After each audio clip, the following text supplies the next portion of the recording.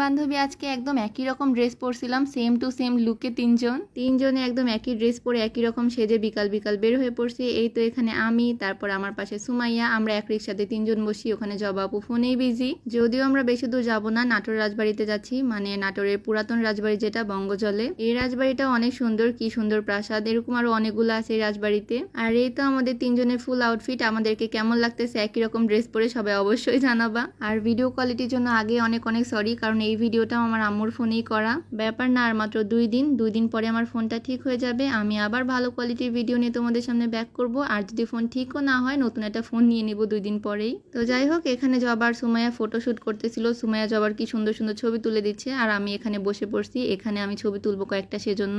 আর আমার দেখা দেখি ওরাও চলে আসলো এই জায়গায় বসে, ওরাও ছবি তুলবে। আমরা যে কি গল্প করতেছিলাম কোন টপিকে আল্লাহ ভালো জানে, মানে ভিডিও চলতেছে তারপরেও আমাদের গল্প থামে না। তারপর আবার জবাকে পাঠাই দিলাম। আমি আর সুমাইয়া একই রকম পড়ছিলাম, তাই বলতেছিলাম আমি আর সুমাইয়া ছবি তুলবো, তুই একটু দূরে যা। বেচারি মন খারাপ করে দূরে গিয়ে দাঁড়ায় আছে, ফোন টিপতেছে একা একাই। এখানেও আমরা দুজন অনেক সুন্দর সুন্দর ছবি তুললাম। আর আজকের দিনটা আমি আমার ফোনকে আরো বেশি মিস করতেছিলাম। ফোনটা থাকলে অনেক সুন্দর সুন্দর ছবি তুলতে পারতাম, ভিডিও আরো সুন্দর হতো। যাই হোক, ব্যাপার না, এই ফোনেও মনে হয় ভালোই আসতে, শুধুমাত্র স্ট্যাবিলিটি একটু কম আর মাঝে মাঝে রিফ্লেক্ট করতেছে। আর তারপর আমি আশেপাশে খুঁজে খুঁজে কাঠগোলাপটা কুড়াই পাইলাম, আর এটা দিয়ে আমি আমার বান্ধবীর রাগ ভাঙাবো। বান্ধবী আমার অনেক রেগে আছে, ওর চুলে আমি এই ফুলটা গুজে দিলাম, আর ও একদম খুশি এখন, মানে ওর এক্সপ্রেশনে বোঝা যাচ্ছে ও একদম খুশি হয়ে গেছে। তো তারপর আমরা একটু উপরের দিকে যাচ্ছিলাম, সবাই সবার ড্রেস একটু দেখাবো। প্রথমে আমি আসলাম ক্যামেরার ভিতরে, একটু ঘুরে ঘুরে ড্রেসটা দেখাচ্ছিলাম। পার্সোনালি আমার কাছে ড্রেসটা অনেক পছন্দ হয়েছে, মানে আমাদের তিনজনের ড্রেসটা অনেক পছন্দ হয়েছে। দেন সুমাই এসেও ঘুরে ঘুরে দেখাচ্ছে, আর ঘুরতে ঘুরতে জবার সাথে ঝগড়া শুরু করে দিচ্ছে। মানে সব সময় এই দুইটা লেগেই থাকে, ভিডিও করতেছে তারপরও এসে একজন লাথি দিচ্ছে, আরেকজন মারামারি শুরু করে দিচ্ছে।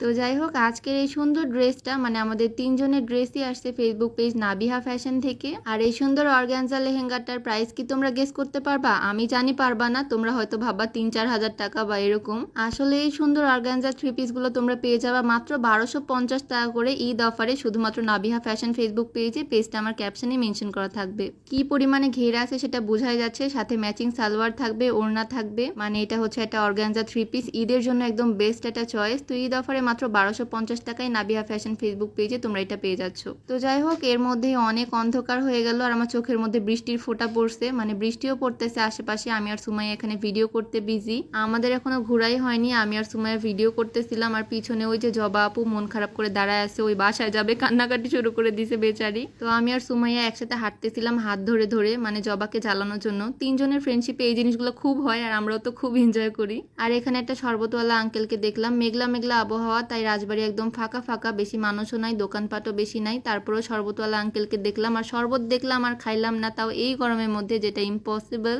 তো এখানে দাঁড়া দাঁড়ায় কি হাবিজাবি গল্প করতেছিলাম আল্লাহ ভালো জানে। আর জবার অলরেডি মন ভালো হয়ে গেছে আশেপাশের মানুষজনকে দেখে। আর আমাদের মধ্যে খুব একটা ব্যাড হ্যাবিট আছে, তিনজন একসাথে হলে বিভিন্ন জিনিসের সমালোচনা শুরু করে দিই, আশেপাশে যা দেখি সেটারই। তো যাই হোক, গল্প করতে করতে তারপর আমাদের শরবত রেডি হয়ে গেল, 10 টাকার হ্যাপিনেস। তো তারপর আমরা যাচ্ছিলাম ভিতরের দিকে। আর এই রাজবাড়িটা অনেক বড়, মানে ঘুরে শেষ করতে পারবো না আমরা আজকে। এই জায়গাটাতে এরকম পরিত্যক্ত ভাঙা বিল্ডিং এর মতো আছে। এখানে সুমাইয়া ভিডিও ক্লিপ নিচ্ছিল, তারপর আমাকেও একটু ভিডিও করে দিল।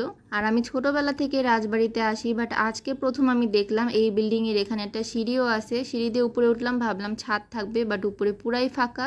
মানে আমি যখন নিচে ছিলাম তখন উপরে তাকায় দেখিনি উপরে ছাদ আছে কিনা, বাট ছাদে উঠে দেখলাম উপরে ছাদ নাই, নিচে একদম ফাঁকা। তো এখানে আমি জবাকে নিচে ঘুরতে বলে খুব সুন্দর একটা ভিডিও বানাই দিলাম, যদিও আমার ভিডিও বানাই দেওয়ার মতো কেউ নাই। আমি ওদেরকে খুব সুন্দর সুন্দর ভিডিও আইডিয়া দিই আর বানাই দিই। ভিডিওটা অনেক সুন্দর হয়েছে, তাই না? আর ড্রেসটারও ঘের ছিল প্রচুর, সে কারণে ভিডিওটা আরো বেশি সুন্দর লাগতেছিল। ও তো একদম ঘুরতে ঘুরতে মাথায় ঘুরে গেছে। তারপর আবার সুমাইয়া বলতেছে আমাকেও করে দে, তারপর ওকেও করে দিলাম সুন্দর করে একটা ভিডিও। ওদেরকে অনেক সুন্দর লাগতেছিল এই ভিডিওতে, বাট আমাকে কেউ করে দেয়নি, আফসোস। ওকে অনেক সুন্দর লাগতেছে, তাই না? তো এই বাঁকা সিঁড়িটা দিয়ে আমি উপরে আসছি, উপরে উঠে দেখলাম ছাদ একদম ফাঁকা। আর এখন আমি নিচে চলে যাব, আমি ওদের সাথে একটু ভিডিও করব। আমারও ওদের দেখে একটু শখ হচ্ছিল ভিডিও করার। আর নিচে গিয়ে তিনজন একসাথে ঘুরতে শুরু করে দিছি, মানে তিনজন একসাথে বন বন বন বন করে ঘুরতেছি, কে কার গায়ের মধ্যে ঢুকে যাচ্ছে তার কোনো ঠিক নাই। আর তারপর আবার আমার মনে আসলো আমি আর সুমাইয়া একটু এভাবে হাত ধরে ধরে ঘুরে ঘুরে ভিডিও করতেছিলাম। ছোটবেলায় এরকম অনেক করতাম, বাট এখন বড় হয়ে আর করা হয় না। স্কুল লাইফে অনেক করছি এগুলা। অনেকদিন পর ফাঁকা জায়গা পেয়ে আবার ছোটবেলার মতো বাচ্চামি শুরু করে দিছি, এখানে আমাদেরকে দেখার কেউ নাই। আর জবার সাথে ঘুরতে গিয়ে তো আমাকেই পুরো ঘুরাই দিয়েছে, মানে এত স্পিডে ঘুরতেছিল আল্লাহ।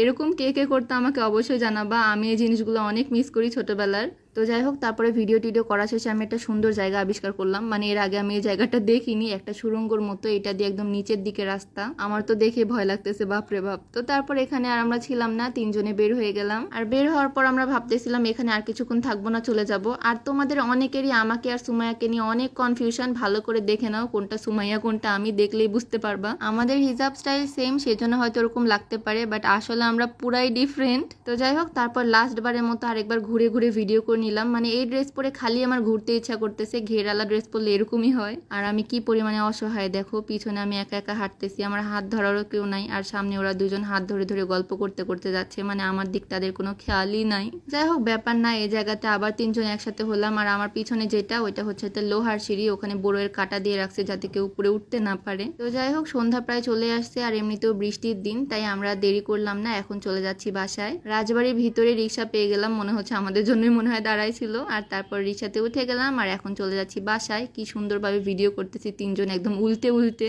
ও হ্যাঁ, ড্রেসের পেজটা কিন্তু ক্যাপশনে মেনশন করা থাকবে, অবশ্যই চেক আউট করে আসবা। আর আজকের ভিডিওটা ছিল এই পর্যন্তই। সবাই ভালো থাকো, সুস্থ থাকো, আল্লাহ হাফেজ।